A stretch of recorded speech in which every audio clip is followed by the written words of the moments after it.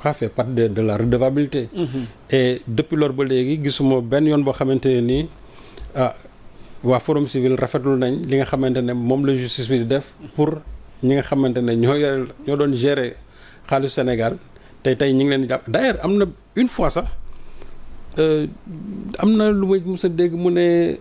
il faut s'occuper je ne sais pas des 125 milliards au lieu de je ne sais pas quoi je crois que c'était par rapport à l'affaire Moustapha Diakhaté. Bon moi je me perds un peu vraiment sur le raisonnement de Birahim parce que je crois que les choses les plus essentielles li nga xamante ne en tout cas moo nekk waroon nekk tey l'orientation du Forum Civil ci ni ma ko xamee ak ni ma ko xamee woon avec ñoom Mame Adama Gueye ak Mamadou Mbodj ni ma leen xamee woon pour man jàpp naa ne am na discours yu gën a prégnant yoo xam ne ni plutôt que de s'occuper de quelqu'un boo xamante ne ni il a maille à partir avec la justice. Je peux me tromper mais man jàpp naa ne loolu la. Donc quand il parle de manque de prévisibilité de lisibilité. Moi je crois que. de redevabilité. waaw mais redevabilité boobu muy wax. c'est-à-dire que moi je comprends pas. Autant de questions qu'il se pose. C'est-à-dire que la redevabilité en tout cas il ne va pas parler de la reddition des comptes parce que bu dee reddition des comptes loolu kay régime yi passé ñoo ko deful woon et pourtant dëgguma leen woon ñu wax ci. mais ñii ba ñëwee ba léegi y a combien aujourd'hui des gars yoo xam ne ni teg nañ leen loxo parce que tout simplement dafa am loo xam dañ ko yoral réew mi. affaire ñaata yoon lañ fi toog doon wax le rapport du Covid-19. Et pourtant aujourd'hui on a commencé avec le Covid-19. Mais gis nga ñenn ñi déjà ni ñu commencé di agiter wu. Bon finalement tu te poses la question de savoir Sénégalais yi yenn Sénégalais yi lan lañ bëgg. Parce qu'on ne peut pas vouloir une chose à son contraire. On ne peut pas exiger quand même un État boo xam ne qui doit être fondé en tout cas être fondé sur la transparence ba pare ñiy poser des actes de transparence nga bëgg a jël leen dévier leen ci leen. Moi je comprends pas. Léegi nag quand tu parles de prévisibilité je ne sais pas de manque de lisibilité moi j'ai l'impression que moom il n'a pas lu Sénégal Vision 2050 parce que rien n'est plus clair. Rien n'est plus prévisible que Sénégal Vision 2050. Et je crois que li nga xamante ne moo nekk ci Sénégal Vision ci référentiel bi. Mais c'est cette politique-là que les gens sont en train d'exécuter. Donc il y a toute une planification boo xam ne moom tey su ko suivroon du wax ne y a pas de lisibilité parce que li nga xam ne moo illisible mooy li nga xam ne kenn planifié wu ko mais li ñu planifié di ko doxal ba pare di teg pas à pas di dem benn par benn. Mais je crois que loolu lu ko gën a lisible mënul am. Manque de prévisibilité mooy quelqu'un boo xam ne tu n'as pas de projet. Or projet bi déjà on l'a lancé le référentiel on l'a lancé devant tout le monde et lui il était invité là-bas. Pourquoi il n'avait pas dit que il y a un manque de lisibilité ou bien je ne sais pas quoi. Donc finalement moi c'est des mots qu'on lance comme ça parce que tout simplement peut-être que il y a aussi un autre combat souterrain boo xamante ni que les gens n'apprennent pas du tout man ci loolu laa jàpp. ci li ma xam j'ai l'impression que aujourd'hui on va régler des comptes ci suuf yoo xam ne qui n'ont rien à voir avec la politique qui est en train de se passer. Parce que ñu ci bëri tey dañu am ay problèmes parce que simplement le président Diomaye ne les a pas encore reçus le premier ministre ne les a pas encore reçus ou bien le président Diomaye ne veut pas les recevoir ou bien le premier ministre ne veut pas du tout les recevoir ñu ci bëri ñuy wax loolu kese la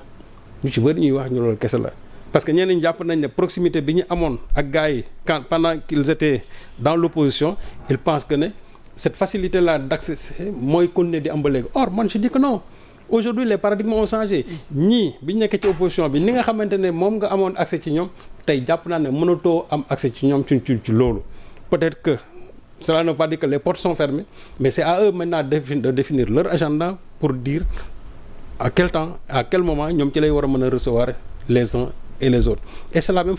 chose aussi avec Bourgi. Donc pour en revenir tout simplement vraiment à Birahim, man je me perds un peu dans ce qu'il est en train de dire parce que li muy wax c'est des mots yoo xam ne qu'il lance comme ça mais boo ko articuler en tout cas sur la réalité des faits et des choses man jàpp naa ne tey quand on parle de redevabilité ñu ngi ci bu baax avec le pôle judiciaire financier.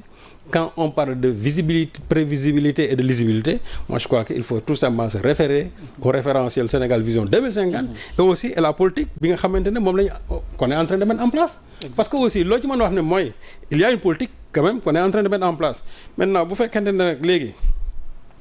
xaalis bi ñuy leb la mais loolu c'est normal parce que c'est l'Assemblée nationale qui a autorisé à ce que ñu leb parce que boo defee sa budget nga xool ne yow li nga war a mën a am en termes de recette li nga war a dépenser mu am benn déficit mais déficit boobu autorisé nañ la nga dem nga lebi. Et ça c'est avec l'autorisation de l'Assemblée nationale moo tax ma ne amul tey benn dépense boo xamante ne nii benn prêt boo xam ne def nañ ko hors en tout cas li nga xamante ne moom la Assemblée nationale autorisé. am na nag ñu fi nekkoon ñoo xam dañ daan dem di lebi te duñu mës a jaar ci Assemblée nationale di ko jaar ci suuf moo indi les fameuses dettes cachées yi nga xam ne moom lañ doon wax. loolu nag je crois que ñii nga xamante ne ñoo fi nekk. ils ne se sont pas inscrits dans cette trajectoire là. et loolu je crois que c'est quelque chose à saluer donc fii lu lëndëm amu fi lu illisible amu fi il y a tous des transparents dans ce pays. Et aussi le Sénégal aussi n'est pas dans une crise il faut que les gens cessent de nous dire que nous sommes dans une crise et qu'on n'est pas dans une crise il y a même pas un début le débat est posé te xam naa dinañ ci ñëw ci waxtaan bi. il y a même pas un débat début de crise dans ce pays là. Ce sont des gens yoo xam ñoom seen bopp ñoo am crise. Ils veulent transformer maintenant leur crise personnelle en une crise maintenant nationale. Et loolu je crois que c'est inacceptable. ñu enchaîner ak Robert Bourgi déjà moom il s'aligne ci même logique de crise boobu parce que mi ngi alerter Diomaye ak Sonko ndax dañu nekk ci crise économique ndax ëllëg bi dafay jëm ci ay lëndëm ak je crois d'abord il faut s'interroger sur et Robert Bourgi qui dit qu'il a peur j'ai peur mais il faut s'interroger de quoi il a peur Serigne Saliou Robert Bourgi il a peur de ses intérêts c'est-à-dire que ses intérêts aujourd'hui sont compromis avec le nouveau régime loolu ko tiital Mansour Faye waxoon na fi j'ai peur parce qu'il avait peur parce que xam na ne il a des comptes à rendre ba biñ koy jàpp aujourd'hui il emprunte le même slogan de Mansour moom tam il a peur bien sûr parce que ses intérêts sont compromis mais yow yaa Moussa toi tu n'as pas peur moi je n'ai pas peur parce que nous on vit dans un pays boo xam ne où il y a la paix où il y a la stabilité même s'il y a peut-être des difficultés économiques donc moom si wàllu boppam ku xam la personne de Robert Bourgi xam ne moom c'est un chasseur de primes. C'est un élément de la France-Afrique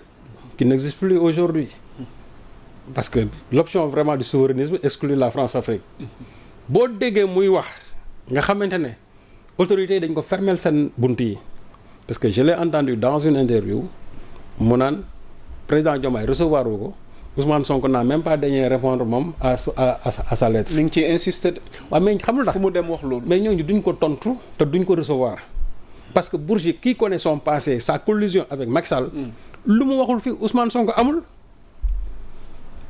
interview léegi naa benn interview yoo xam ne nii c'était en 2023 Financial Afrique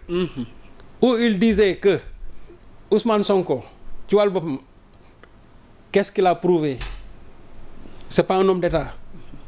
Ousmane Sonko il n'est pas apte à diriger le Sénégal benn loolu wax na ko ñaareel bi mu ne Ousmane Sonko ñëpp xam nañ ne avec lui c'est le symbole de l'islam radical donc il y a un risque pour que Ousmane Sonko ñu fal ko ci réew mi waaw loolu nga taxaw nga wax ko tegaat ci yeneen dans l'affaire Adji Sarr amul lu mu ci waxul et c'était lui le promoteur du troisième mandat parce que taxawoon na fi daal ne légalement constitutionnellement le premier mandat de Macky Sall c'était en 2019 ku taxaw wax loolu lépp ba pare bi Macky Sall retiré woo immédiatement nga gis mu déplacer le curseur chez Amadou Ba en disant oui Amadou Ba c'est quelqu'un de stable c'est quelqu'un de et cetera donc si aujourd'hui on l'a choisi c'est parce que tout simplement xam nañ ne moom moo mën a yore réew mi en excluant toujours les gens de Pastef donc ku mel noonu ak li mu wax yëpp tey la boule a tourné les Sénégalais ont fait l'option de mettre Diomaye à la tête de ce pays Ousmane Sonko premier ministre ñoom ñu xam li nga xamante ne moom la Bourgi daan wax ci ñoom ak lan mooy ay intention ak ñoom politique bi ñuy mënee qui détonne avec la politique de comment dirais-je de la France-Afrique comment Bourgi aujourd'hui il peut rêver c'est-à-dire une petite once sax pour que ñoom un tantinet soit-il pour que ñu ne Diomaye daf koy recevoir ça c'est inacceptable moom xam na ne Diomaye ne le recevra jamais Ousmane Sonko moom bañ na ko ba sax nee na lettre am sax ubbi wuñ ko far. Tout le temps il se dit patriote de moom Bourgi. waaw mais il est patriote de quoi il est patriote de quoi. il dit avoir soutenu le projet depuis quand il s'intéresse à ce pays. il dit avoir mais Bourgi moom son parent bi ba Bourgi quand on l'amenait traîner au tribunal sur une civière da nga dégg benn yoon mu wax si et pourtant c'est son parent da nga dégg moom bon parce qu'il a été radié même du barreau de Paris. mais je crois que sa dame plaide toujours da nga dégg benn avocat bu mu ne jëlee na ko Paris indi ko fii pour mu taxaw mbokkam déggoo ko parce que tout simplement ses intérêts avec Macky Sall primaient même sur la santé de son propre parent qui est Bibo Bourgi. waaw ku mel noonu nga xam ne il est prêt même à vendre sa famille pour de l'argent kooku defe nga ne un régime pareil qui prône le souverainisme la transparence l'anti-France Afrique l'anti-système dina jël koo xam il est fortement ancré dans ces mauvaises pratiques duñ ko def. donc moom loolu dégg naa ko mu naan way même la diplomatie parallèle way mooy li ma wax la France Afrique parce que ñoom jàpp nañ chaque fois il faut une diplomatie parallèle souterraine là di def toujours ay ñaawte suuf moom il se croit toujours dans la France Afrique et j'ai l'impression que Bourgi il ne s'est pas encore réveillé. j'ai l'impression dafa nekk ci léthargie. waaw il faut que nit ñi yee ko. wax ko ne ko le régime a changé depuis mars 2024. ok et que maintenant il y a des souverainistes. qui sont venus au pouvoir. des anti-systèmes qui sont venus au pouvoir des anti-France-Afrique aujourd'hui ñoo nekk au pouvoir loolu il faut mu xam ko mais j'ai l'impression que moom son logiciel fonctionne toujours chez Macky chez Abdou Diouf chez Wade moom c'est-à-dire foofu loolu la xam mais rupture boobu léegi moo am c'est-à-dire qu'aujourd'hui c'est fini avec cette France-Afrique là léegi nag moom ses intérêts sont menacés parce que ce n'est plus les entrées dans le palais ce ne sont plus les mallettes par-ci par-là gis nga lim daan récolter chez Bongo lu jeex du xaaj mais loolu léegi c'est fini jeex na cette diplomatie des mallettes là mais c'est fini maintenant on en a plus besoin donc Bourgi moom vraiment il faut qu'il se tienne à carreau léegi nag c'est la peur dégg naa muy évoqué na lu nekk bon wax na fi bay ay wax Farba Ngom je ne sais pas ne woy depuis quand